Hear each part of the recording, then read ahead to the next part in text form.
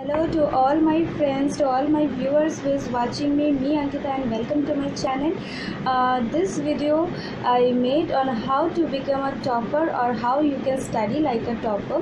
So for that I wanted to give you some tips and strategies that you should use to get success in becoming a topper or how you can study like a topper. So first tips to you is that organize your day. So plan a day.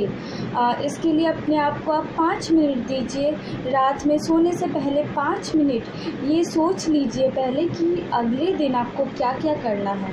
कि 1 घंटा आपको ये subject पढ़ना है, 2 घंटा आपको ये subject पढ़ना है, 1 घंटा आपको होमवर्क करना है या फिर कितने घंटे आपको खेलना है। तो हर एक चीज़ को आप एक प्लान कर लीजिए। प्लान करने से ये होता है कि अगले दिन जब आप उठते हो तो आपको सब कुछ पता होता है कि आपको आज क्या क्या करना है, कितने घंटे करना है, कितने टाइम हर एक चीज़ को देना है। इसके लिए आपको कोई रश नहीं होगी अगले दिन और आप शांतिपूर्वक हर एक चीज़ को बहुत अच्छे से निभाएंगे और हर एक चीज़ को बहुत प्रॉपरली कर पाएंगे। Second tips to you is that book reading. अब कोई भी कॉम्पिटिटिव एग्ज़ाम में देने जाओ या फिर आप कॉलेज में हो या फिर स्कूल में ही हो, अगर आपको टॉपर बनना है तो book reading is very important. क्योंकि हम अक्सर क्वेश्चन पेपर्स में देखते हैं कि क्वेश्चंस वही नहीं आते जो हमारे बुक के एक्सरसाइज में दिए होते हैं, बल्कि क्वेश्चंस बुक के लेसन से भी आते हैं, बुक के अंदर से भी आता है। और मोस्ट ऑफ द चिल्ड्रंस और most of the students books पढ़ते ही नहीं है। इसके लिए क्या होता है, मेहनत तो खूब करते हैं, 4-5 घंटा जितना भी पढ़ लेते हैं, पर इफ़ेक्टिव स्टडी नहीं करते। तो इफ़ेक्टिव स्टडी कीजिए, बुक्स रीड कीजिए, बुक्स के अंदर जो भी इम्पॉर्टेंट वर्ड्स है या फिर इम्पॉर्टेंट टर्म्स है, इम्पॉर्टेंट लाइन्स है, मार्क आउट कीजिए। अगर कोई इम्पॉर्टेंट टर्म्स है तो एक कॉपी में, सेपरेट कॉपी में लिख के उसे उस दिन ही याद कीजिए। और अगर कोई कठिन शब्द है तो डिक्शनरी लेके बैठिए और हर एक शब्द को मार्क कीजिए, उसके मीनिंग्स लिखिए, ताकि कभी भी आप बुक खोलें उन मीनिंग्स को आप बहुत जल्दी ढूंढ पाए। एक सेपरेट कॉपी में भी आप लिख सकते हैं और अच्छे से वेल ऑर्गेनाइज वे में उस कॉपी को रखिए, गुम मत कीजिए, क्योंकि वो कॉपी आपके लिए तब बहुत इम्पॉर्टेंट होगी। और बुक रीडिंग बहुत इम्पॉर्टेंट है। पूरे चैप्टर को पढ़िए, क्वेश्चन आंसर खुद से करने की कोशिश कीजिए या फिर टीचर से हेल्प लीजिए। ओके। थर्ड थिंग ये है, बुक रीडिंग से भी बहुत इम्पॉर्टेंट ये थिंग है जो मैं बताने जा रही हूँ, इज़ लिसनिंग। टीचर्स जो भी बोलते हैं उसे ध्यान से सुने, क्योंकि टीचर्स जो बोलते हैं ना, हम तो अनसुना कर देते हैं, पर वो जो बोलते हैं it's very important for us. क्योंकि उन्हें पता होता है कि एग्ज़ाम में कैसे क्वेश्चन आते हैं, या फिर उन्हें ये पता होता है कि कैसे कैसे टाइप के क्वेश्चन आ सकते हैं। तो वो क्या करते हैं, हमें वैसे ही समझाने की कोशिश करते हैं, वैसे टाइप के एग्जांपल्स देते हैं, वैसे टाइप के क्वेश्चंस भी शायद पूछते होंगे, बट आप उनको अनदेखा कर देते या फिर अनसुना कर देते। तो टीचर्स को हमेशा सुने, वो जो कह रहे हैं उनको ध्यान से सुने।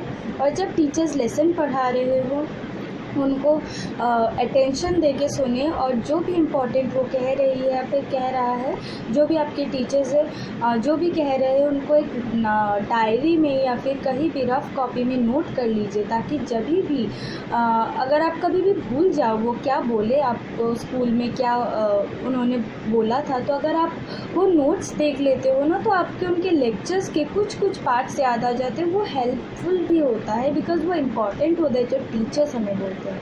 तो जब भी टीचर्स पढ़ा रहे हो उस पीरियड में बहुत अटेंटिव रहिए, दोस्तों से बातें मत कीजिए, उनको ध्यान से सुने।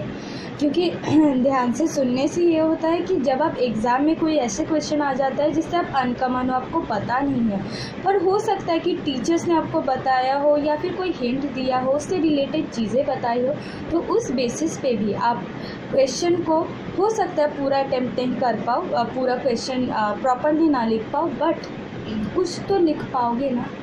तो टीचर्स को ध्यान से सुने और बुक्स को ज़रूर रीड करें। Okay, my fourth point to you is that 10 to 7 years के क्वेश्चन पेपर ज़रूर सॉल्व करें। उनको सॉल्व करने से ये होता है कि आपको पता चल जाता है कि कैसे क्वेश्चन आते हैं, कैसे वेटेज हो। जैसे 5 मार्क्स के क्वेश्चन कैसे आते हैं, 3 मार्क्स के क्वेश्चन कैसे आते हैं, ऑब्जेक्टिव टाइप्स में कौन कौन से क्वेश्चन आते हैं, सबको पता लग जाता है कि हाँ भाई इस कंटेंट अगर कोई टॉपिक आप चैप्टर पढ़ रहे हो तो इस वाले टॉपिक में से 5 नंबर के क्वेश्चन आते हैं, मुझे अच्छे से पढ़ना होगा। तो 5 नंबर के क्वेश्चन के हिसाब से आप उसको प्रिपेयर करो, 3 नंबर के क्वेश्चन के हिसाब से आप उस क्वेश्चन को प्रिपेयर करो। तो इससे आपको बहुत हेल्प मिलती है। और 10 years 7 years paper back papers आप अगर कंटिन्यू प्रैक्टिस करते हो तो उससे आपको बहुत हेल्प भी मिलेगा एग्ज़ाम में, क्योंकि बहुत सारे क्वेश्चन हैं जो रिपीट होते हैं। तो हो सकता है आप अगर फॉलो करते हो तो आप देखोगे कि एक क्वेश्चन 10 पेपर में से एटलीस्ट 7 पेपर्स में आया हुआ है, तो वो क्वेश्चन इम्पॉर्टेंट है ना। तो इम्पॉर्टेंट क्वेश्चन साथ साथ आपको वेटेज और पैटर्न्स भी पता चल जाते हैं। Fifth point two you is that do regular study.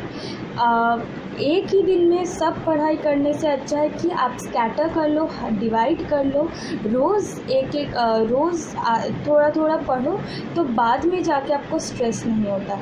सभी बच्चे क्या करते हैं कि एग्ज़ाम से 5 दिन या 7 दिन पहले पढ़ना शुरू करते हैं। उन्हें लगता है कि बहुत बड़े विद्वान हैं, वो तो पढ़ लेंगे 7 दिन में, बट कुछ नहीं होता उससे।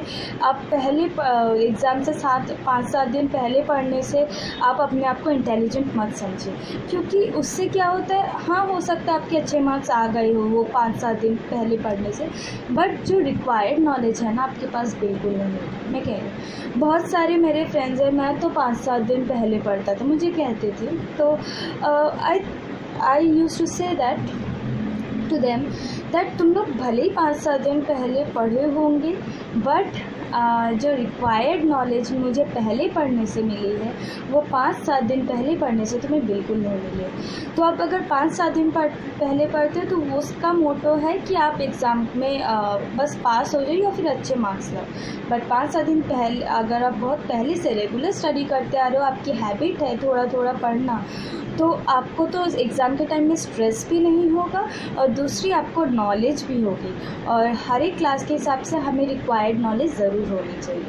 Okay, so lastly I wanted to give you a suggestion, and वो ये है कि कभी भी पढ़ो तो टॉपर बनने के लिए प्लीज़ मत पढ़ो। हाँ, मैंने ये वीडियो बनाई है कि आप टॉपर कैसे बने, बट टॉपर आप तभी बनोगे जब आप पढ़ोगे खाली नॉलेज गेन करने के लिए। अगर आप नॉलेज गेन करने के लिए पढ़ रहे हो ना, सीरियसली मैं बता रही हूँ, आप टॉपर भी बन पाओगे। So always study to achieve knowledge. Okay, so thank you.